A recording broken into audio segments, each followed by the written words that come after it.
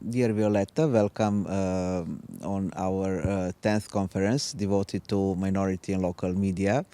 I am personally very happy that I could come here in Ljubljana and to meet with you and to have a talk, because there is no other chance that we are making our conference. So here we are, and I would ask you in the beginning to say what is Ecocivilization. You are the curator of this new platform, so please, the floor is yours. Thank you very much, Nataša. First, let me say that it's an enormous pleasure and honor to be part of this conference and to try to tap into these essential topics for the future, not only of Europe, but of the civilizational existence per se, because minorities and especially the local media are the ones who are bringing the spice to all the discussions and actually allowing us to nurture the diversity which is essential for any kind of progress and innovation to take place. So I hope that all the smaller communities will understand the importance that they play in the social and overall societal prosperity.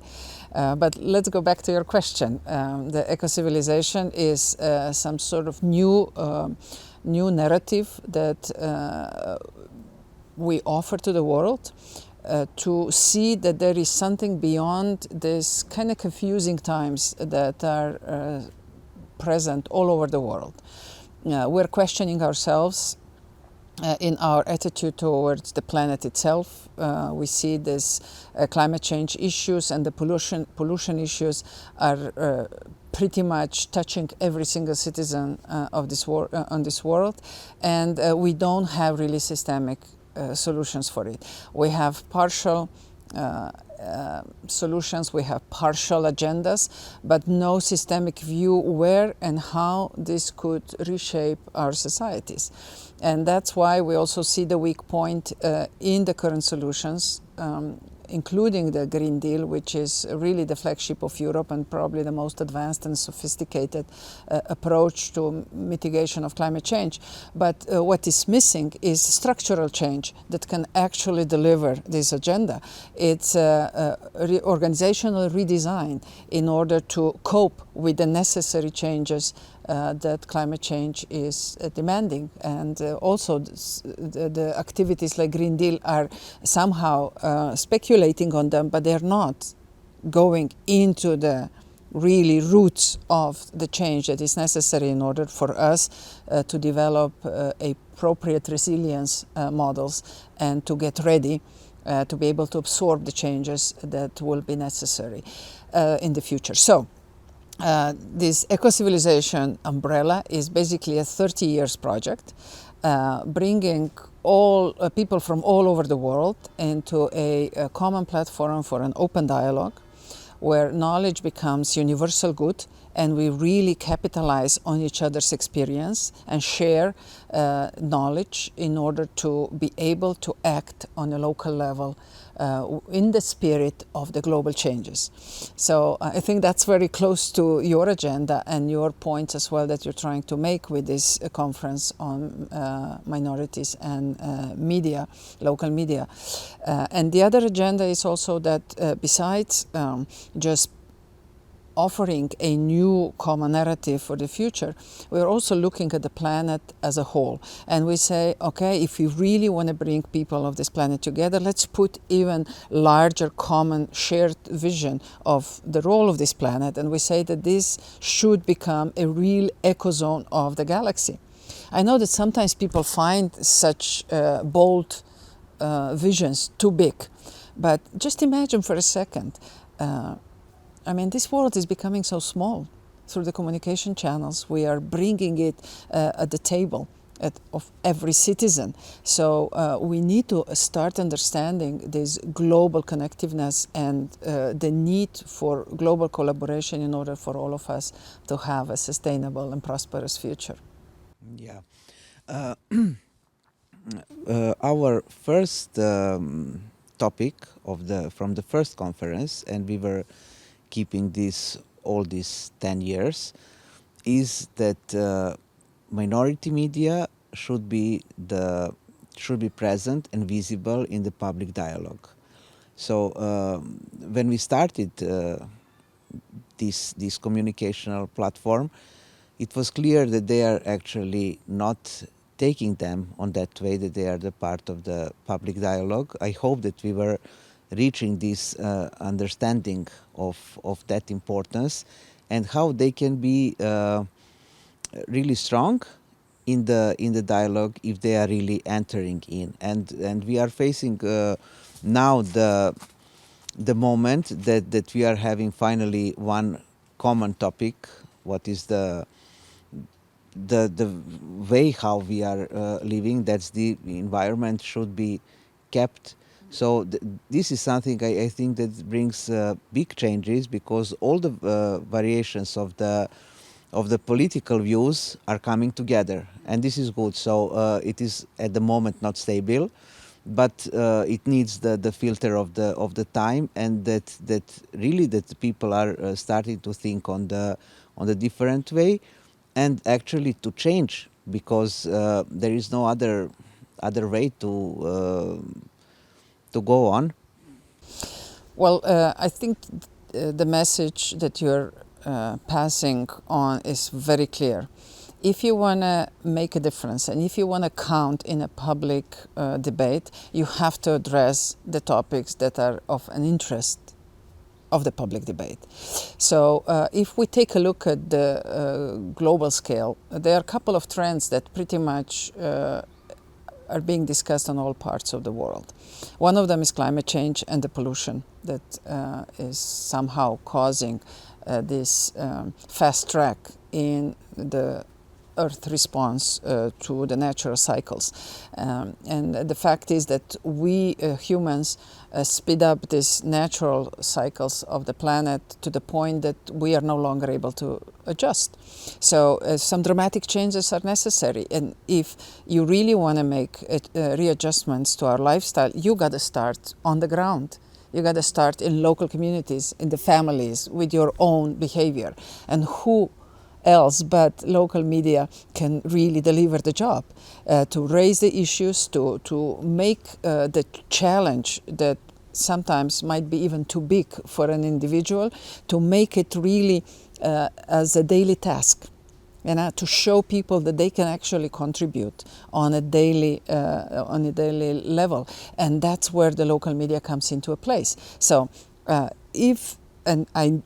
I'm fully convinced, like you are, that we need local media present in the public dialogue, because they bring the messages of the real life challenges and also seek the solutions that people can use immediately on a short term, while keeping the big agenda going and keeping the big view over where these small steps can be brought together and deliver a serious change. But certainly this is not the only one. So I would very much invite local media to pay attention to the negative externalities of digital agenda, as well as positive externalities. So digitalization is certainly, and all the digital technologies are certainly very much defining our civilizational spin right now. Yeah? But they're not bringing only the benefits. And who else but local media to really zoom in the challenges that kids, families, mothers, fathers, young people have while exercising, or at least trying to exercise, the benefits of digital technology. So this is another big trend, and this is another topic that I would invite local media to get more involved and to bring the personal experiences from the ground into the public discussion on a big topic. So the third one, which for sure is very much present, is poverty. For the last, let's say, 100 years, through the action plans of United Nations and different countries, including the EU, we've been addressing this challenge. But look what the result is. the gap is broadening. We're not really addressing the real cause of the poverty, and that's why we don't capitalize on good, positive results. In spite of numerous activities that we are launching. So we need local media to bring the spotlight on the real issues that are causing the poverty. And if Europe was convinced that the poverty is no longer an issue, the last couple of years are proving us that that's not the case. The gap between poor and rich is broadening, the middle class is shrinking, and of course the consequence is that the poverty is coming back and is knocking on the big door. So these three topics for sure are something that the local media could address and could pick it up and really bring a valuable information to the public arena. Yes, thank you for this answer. And I think that actually local media in generally were put aside by this national media because and this was when how I'm looking in the back for these 10 years and very much in the topic also about advertising and what companies are giving and financing, putting the advertisement in. So they were doing partly this bad job that they were weakening the local media because they were just about to have this numerous impact of their job. And so this is also the really a time to address to the companies to understand that they are also having a big role in all this circle of the circulation of the news and communication, that they are, if they are not financing this local media, they cannot survive simply. So well, that is a very important point. So the way how media is financed is pushing the media to move away from objectivity and to fall into a trap of subjectivity and being very much under the influence of sponsors or on the main political streams, let's put it this way. And we see this phenomena emerging everywhere. So I'm convinced that we will be able to sort of push back, because without independent media, citizens are deprived of the truth, what's going on, and deprived of the big picture that it's for each individual hard to grasp. So as far as the local media is concerned, there are many different business models emerging, but I do believe that EU should go back and reconsider co-financing the local media, especially because the whole success story of the EU is based on diversity. And we need to nourish this diversity, and media is helping us to nourish the diversity, because out of diversity, the innovative breakthroughs are emerging, being a high-end innovation or a mass innovation. But that's what is the fuel of EU success story. So we need to continue to do so. On the other hand, let me mention a few of interesting models that I've encountered. I used to work with Stanford University for 5 years on developing the concept of innovation journalism.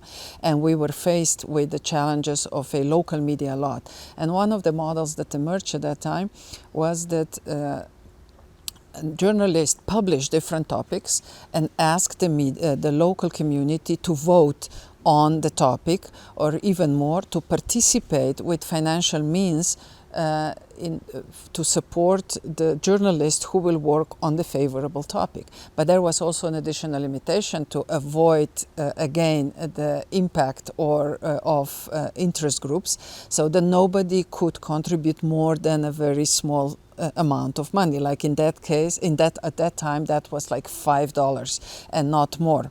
And that became very popular local journalism model. On the other hand, it's yet another interesting model that is emerging, which could local media can largely benefit from as well, because we are used to broadcasting type of model where you tell and people listen if they do, or they can easily switch off. But with the presence of different social media, also the traditional media, and including the local ones, accepted the concept of being seen, which is a YouTube concept. So the local media started to offer on their platform also an option for local people to present their points of view, their talents, their capacity, and their projects. And all of a sudden, local media became much more popular. Then they also started to use, we call it so-called Facebook model, which means that on the local platform, they offer dialogues. So and then the third one, which is now emerging as probably the most powerful one, also as a consequence of COVID crisis, is that you bring people together to co-create on a digital platform. So all of a sudden you have these 4 ways to address different customer segments on a local level and bring them on your platform, bring them on the topic as an active co-creator. For example, if you just take one topic that you broadcast either on radio, television, or a local newspaper that is addressing, let's say, the challenges of farming, let's say, or the transition to smart farming, yeah? And of course, that one is the news. But imagine that now you also open on a digital media a possibility that young farmers or any other smart farmers present their solutions, how they address the challenges of advanced or modern farming.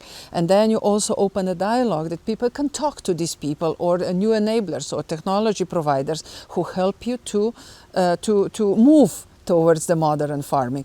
And at the end, you invite different stakeholders to co-create and participate together in delivering the solutions in a modern farm. So that is something that really brings an excitement to local media. And at the same time, it's really bringing the community in the engaging mode. And that's what you want. And then you have a power in the public space. Do you think that EU is understanding that they need the fast change of the narrative and of the structure, that all these basic topics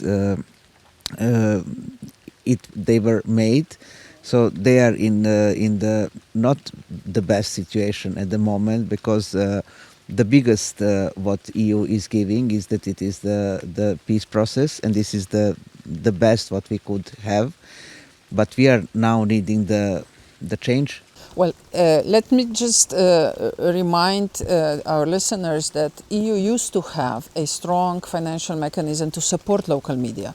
So what we need to now just prove is that that was really useful, and the lack of such a support really harmed the democracy in Europe.